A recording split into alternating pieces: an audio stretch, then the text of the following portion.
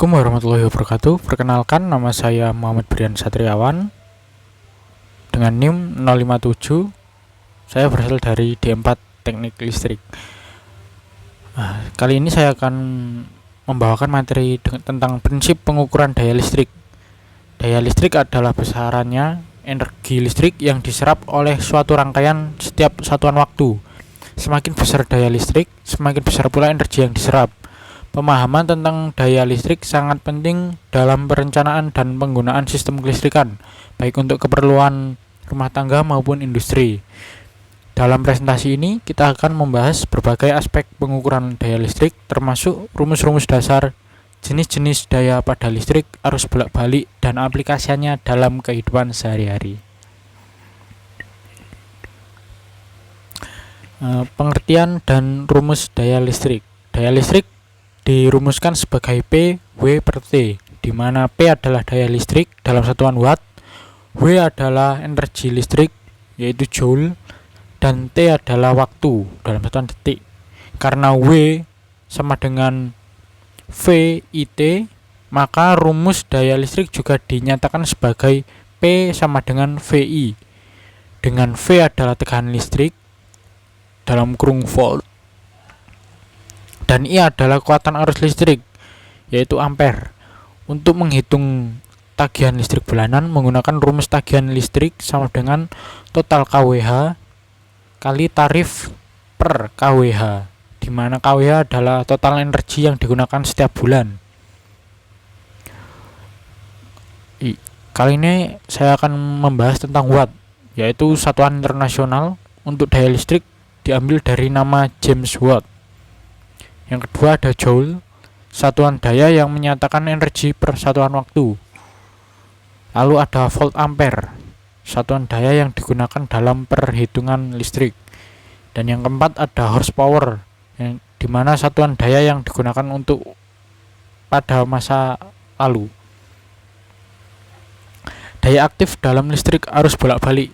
Daya aktif P adalah daya yang sesungguhnya dibutuhkan oleh beban. Satuan adalah watt, W, dan dapat diukur dengan voltmeter. Pada beban resistif, gelombang, tegangan, dan arus sefasa menghasilkan daya aktif maksimum. Rumusan daya aktif untuk beban resistif adalah P sama dengan VI. Untuk beban impedansi, di mana terdapat pergeseran fasa, rumusnya menjadi P V I cos diameter dengan cos diameter sebagai faktor daya.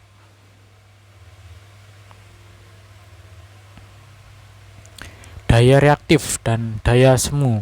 Daya reaktif Chi dalam daya yang dibutuhkan untuk membentuk medan magnet diukur dalam VAR, yaitu volt ampere reaktif. Rumusnya adalah Chi sama dengan V I sin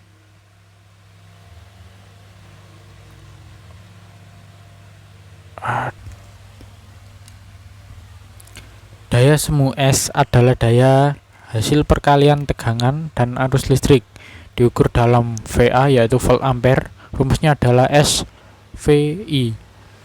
Daya semu merupakan daya diberikan oleh PLN kepada konsumen. Beban yang bersifat resistif murni seperti lampu pijar dan setrika listrik memiliki faktor daya 1 dan tidak dapat dihemat. Dan di bawah juga ada rumusan, ya, rumus-rumus untuk menghitung daya reaktif, daya semu, dan faktor daya. Dan yang selanjutnya ada segitiga daya dan perhitungannya. Ketiga daya menggambarkan hubungan antara daya aktif, daya reaktif, dan daya semu.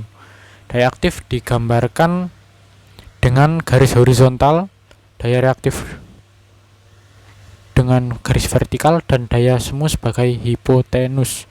Hubungan antar ketiga daya ini dapat dihitung menggunakan rumus S2 sama dengan P2 dan Chi2. Contoh perhitungan: jika sebuah motor listrik dihubungkan dengan sumber tegangan 100 volt, arus 2 ampere, dan faktor daya 0,8, maka daya semu sama dengan 200 volt ampere, dan daya aktif sebesar 160 watt, dan daya reaktif sebesar 120 volt ampere.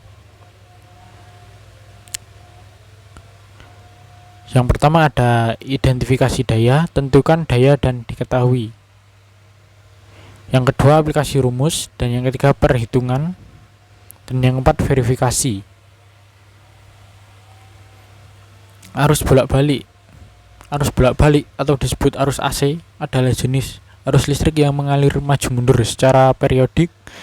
Karakteristik utamanya adalah tegangan dan arus berfluktuasi secara siklis. Keunggulan AC terletak pada kemudahannya untuk ditransmisikan jarak jauh dan diubah tegangannya menggunakan transformator atau yang disebut trafo. AC banyak digunakan dalam sistem tenaga listrik rumah tangga dan industri karena efisiensinya dalam distribusi energi. Contoh penggunaan arus AC meliputi pendingin ruangan, lampu, dan juga kulkas. Selanjutnya ada arus DC, yaitu arus searah. Arus searah atau DC mengalir dalam suatu arah dengan tegangan dan arus yang konstan. Sumber umum DC adalah baterai dan sel surya. Keunggulan DC terletak pada kestabilan, membuat cocok untuk perangkat elektronik portable. Namun, DC memiliki keterbatasan dalam distribusi jarak jauh. Penggunaan arus DC meliputi radio, telepon, televisi, pemutar DVD, dan monitor. Dalam aplikasi yang memerlukan mobilitas seperti kendaraan listrik, DC sering digunakan karena kemudahannya dalam penyimpanan energi pada baterai. Stabilitas, tegangan, dan arus konstan ideal perangkat elektronik sensitif. Jadi ada beberapa keunggulan dari arus DC, yaitu stabilitas, portabilitas, efisiensi, dan keterbatasan.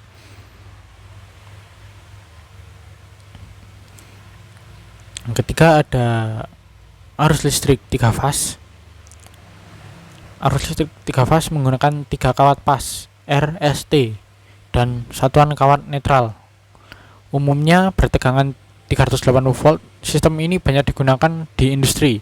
Keunggulan listrik 3 pas meliputi kemampuan menyediakan daya besar dan efisiensi transmisi yang lebih tinggi. Urutan daya listrik 3 pas dimulai dari 6.600 watt hingga 630 watt. Sistem ini memungkinkan penggunaan kabel yang lebih kecil untuk daya yang sama dibandingkan dengan sistem 1 pas. Tegangan minimal 3 pas adalah 6.600 watt dan tegangan maksimalnya ada di 630 watt. Jumlah kabel 5, yaitu ada 3 pas, 1 netral, dan 1 arc. Tegangan antar pas yaitu berkisar 380 sampai 415 volt. Perhitungan daya listrik 3 pas.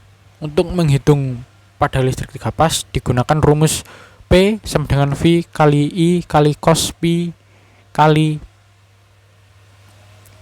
pangkat 3, di mana P adalah daya watt, volt adalah tegangan volt, I adalah arus ampere, dan cos pi adalah faktor daya.